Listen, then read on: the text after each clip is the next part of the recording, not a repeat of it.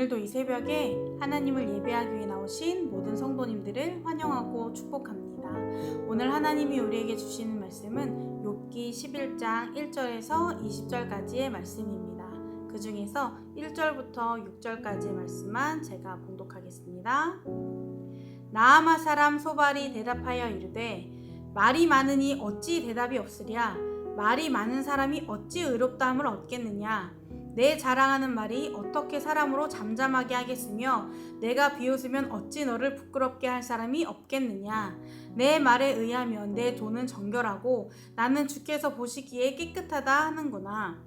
하나님의 말씀을 내시며 너를 향하여 입을 여시고 지혜의 오묘함으로 내게 보이시기를 원하노니 이는 그의 지식이 광대하심이라. 하나님께서 너로 하여금 너의 죄를 잊게 하여 주셨음을 알라. 우리가 친구들 또는 지인들과 대화를 하다 보면 가끔 이런 말을 듣거나 이런 말을 할 때가 있습니다. 다 너를 위해서 하는 말이야. 너 잘 되라고 하는 말이야. 혹시 이 말을 듣거나 해보신 적 있으십니까?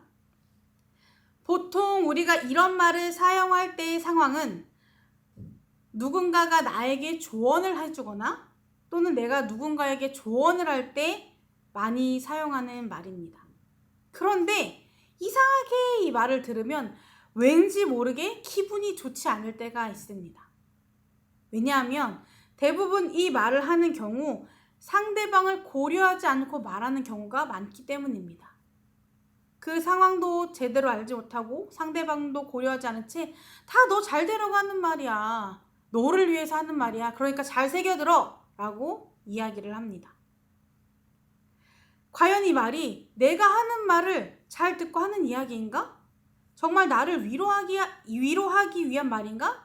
생각이 들 때가 있다 보니 이 말을 들을 때 우리의 기분이 좋지가 않을 때가 있습니다. 또한 조언인 것처럼 이야기하지만 가만히 들어보면 조언이 아닌 그냥 질책하는 말이고 그 안에 진심이 느껴지지 않기 때문입니다. 또한 조언에 앞서 꼭 필요하고 가장 중요한 공감이 없었기 때문입니다. 어려움을 겪고 있는 사람을 위한 진심이 담긴 공감이 없이 어설픈 조언만 하려고 했기 때문입니다. 이런 공감 없는 조언은 전혀 도움이 되지 않고 오히려 더 상처가 되거나 관계만 악화시킬 뿐입니다. 그래서 우리는 이런 문제들을 만들지 않기 위해 먼저 나 자신을 돌아보고 상대방의 입장을 생각하며 조심스럽게 다가가야 합니다.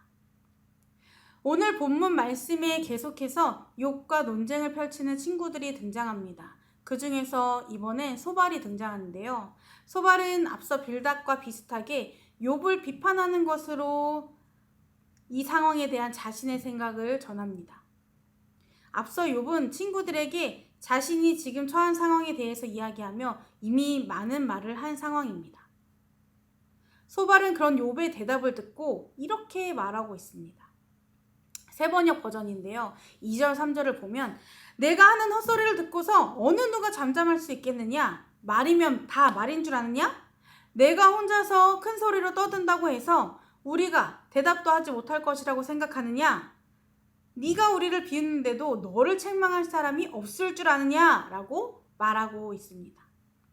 소발은 앞서 자신은 죄가 없다는 욥이 한 말을 듣고 그 말들이 다 헛소리라고 하며 그의 답을 무시하였습니다. 그러면서 소발은 욥의 대답을 듣고 그의 말을 인용하며 자신의 생각을 이야기하였습니다.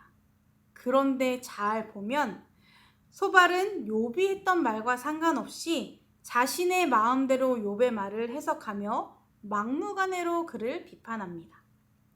4절에 보면 내 말에 의하면 내 돈은 정결하고 나는 주께서 보시기에 깨끗하다 하는구나 라고 나와 있습니다.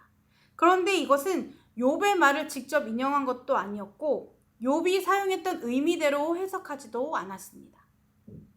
4절에 나오는 정결은 욥이 사용한 것이 아닌 엘리바스가 사용하였습니다. 또한 나는 깨끗하다 이 말은 하나님 앞에서 자신의 기도가 정결하다고 할 때 이 단어를 한번 사용했을 뿐입니다. 소발은 있는 그대로의 욥의 말을 인용하지 않았습니다. 그냥 자기 마음대로 자기가 생각하는 대로 해석하고 자신이 주장하는 것이 맞다는 것을 드러내기 위해 욥이 그런 말을 했다고 주장하는 것입니다. 욥은 처음부터 계속해서 친구들에게 자신의 무죄를 주장했습니다. 욥이 말하는 이 무죄는 정말 아무 죄가 없다는 것이 아닌 자신은 이 고난을 당할 정도로 하나님의 뜻에 어긋나는 일을 하지 않았다고 말하는 것입니다. 그런데 친구들 중 그 어느 누구도 이 말에 동의하지 않고 들으려 하지 않았습니다. 그 이유는 욥의 이런 주장은 인과응보의 원리를 담고 있는 규범적 지혜에서 벗어나기 때문입니다. 그래서 소발도 자기의 신앙을 벗어나는 욥의 이 주장을 받아들일 수 없었고, 그래서 욥이 빨리 정신 차려야 한다는 생각에 그를 비판한 것입니다. 그러면서 소발은 욥에게 반성적 지혜와 규범적 지혜를 가지고 하나님 앞에 회개하라고 말하고 있습니다. 5절부터 11절까지는 하나님의 절대 주권과 인간의 한계, 다시 말해서 반성적 지혜에 대해서 언급하고 있습니다.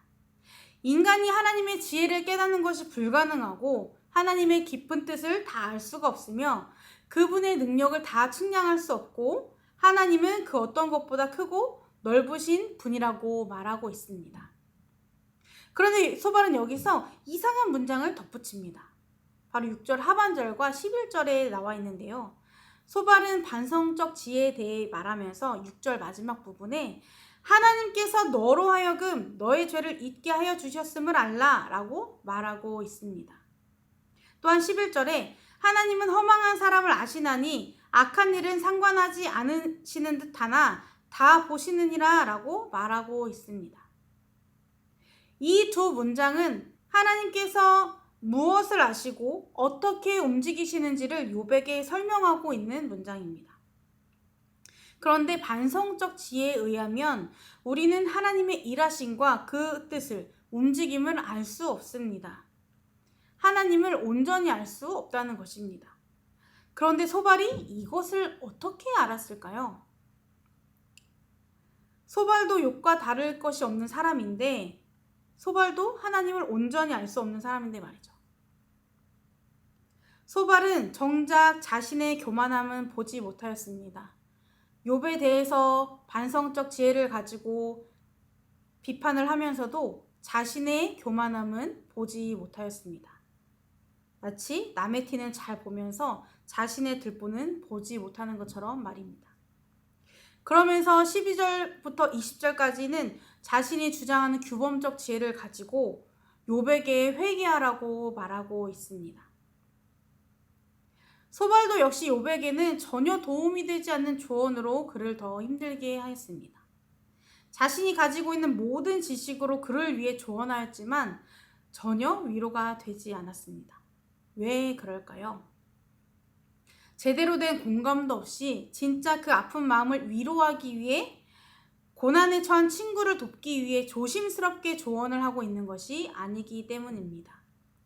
상황 파악도 제대로 하지 않고 자신의 생각을 기준으로 그 지식과 지혜를 자랑하기 위해 그저 틀에 박힌 생각에 욥을 가둬놓고 욥을 생각하는 척, 그를 위한 척 전혀 도움이 되지 않는 조언을 했기 때문입니다.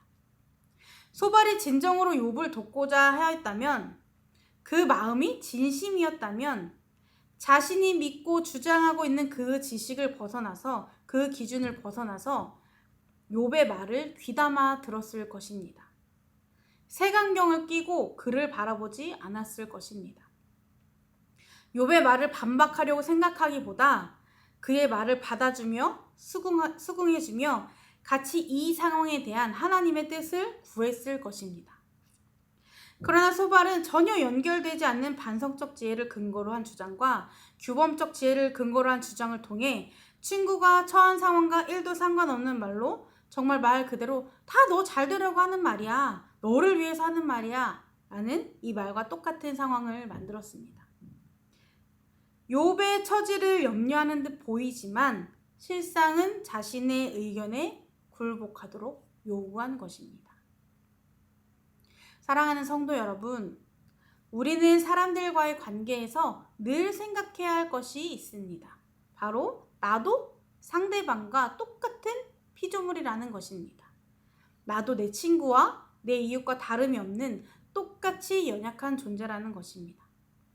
만약 여러분에게 정말 감당하기 어려운 고난이 찾아왔는데 내가 친하다고 생각했던 내 지인이, 친구가 소발과 같이 내 말은 전혀 들어주지도 않고 공감해주지도 않고 자신의 지식을 뽐내며 너 잘 되라고 하는 말이야 라고 전혀 도움이 되지 않는 조언을 한다면 어떻게 하시겠습니까? 저는 아마 더 이상 그 관계를 유지하지 않을 것 같습니다. 그래서 우리는 누군가에게 도움을 주거나 조언을 해줘야 하는 상황을 마주하게 되었을 때 우리는 먼저 우리 자신을 돌아보아야 합니다. 나는 어떤 사람인지, 내가 지금 이 상황에서 어떤 도움을 줄 수 있을까? 어떤 조언을 해줄 수 있을까? 진지하게 고민하며 내가 가진 지식과 지혜를 뽐내지 않기 위해, 이것이 독이 되지 않기 위해 생각하고 또 생각해야 합니다. 그리고 무엇보다 가장 먼저 그 어려운 마음을 읽어주어야 합니다. 충분히 공감해 주어야 합니다. 내 이웃에게, 친구에게 큰 어려움이 생겨 힘들어하고 있을 때, 아파하고 있을 때 우리가 할 수 있는 일은 그 어려움을 해결하기 위해 내 모든 지식을 끌어모아서 공감도 없이 그냥 조언을 하는 것이 아니라 함께 아파하고 함께 슬퍼하는 것이 바로 우리가 할 수 있는 일입니다. 친구의 말을 먼저 들어주고 그의 마음을 위로하며 함께 그 마음을 나눌 때 우리는 이웃에게, 친구에게 힘이 되어줄 수 있습니다. 그리고 그 마음으로 상대방에게 다가갈 때 우리의 조언이 힘이 되고 위로가 될 것입니다. 고난 중에 있는 이웃에게 다가갈 때 하나님이 우리에게 그렇게 먼저 하셨던 것처럼 말보다 마음을 읽어주며, 비난보다 격려하며, 훈계보다 먼저 믿어주며 그렇게 마음을 나누고 위로를 전하는 성숙한 그리스도인들이 되기를 주님의 이름으로 축복합니다. 기도하시겠습니다. 그 어떤 말로도 표현할 수 없는 놀라운 사랑으로 우리에게 다가오신 주님, 우리가 주님의 그 마음을 담기를 원합니다. 하늘의 영광을 버리고 낮은 자의 모습으로 우리를 섬기시기 위해 이 땅에 오신 주님의 모습을 담기 원합니다. 그 어떤 순간에도 교만하지 않도록 우리의 마음을 붙들어 주시고 주님이 우리에게 진정한 사랑으로 다가오신 것처럼 우리도 그 사랑으로 이웃에게 다가가게 하여 주옵소서. 나를 뽐내며 조언하는 것을 좋아하기보다 먼저 우리 자신을 돌아보며 겸손하게 하시고 진심으로 공감해 줄 수 있는 마음을 더하여 주시며 그 아픔을 나눌 수 있는 넉넉한 마음을 더하여 주옵소서. 오늘도 성숙한 그리스도인으로서 이웃에게 진정한 유익을 주는 하루가 되도록 우리의 삶을 인도하여 주옵소서. 예수님의 이름으로 기도드립니다. 아멘. 이 시간 두 가지 기도 제목을 놓고 함께 기도하겠습니다. 첫 번째로, 내 기준과 생각으로 상대방을 바라보거나 판단하지 않고 먼저 그 입장을 헤아릴 수 있는 넓은 마음과 시각을 주시도록. 두 번째로, 어설픈 조언으로 상대방을 돕고 위로하려고 하기보다 진실된 마음으로 공감해주고 기도해주는 성숙한 그리스도인이 되도록 함께 기도하시겠습니다.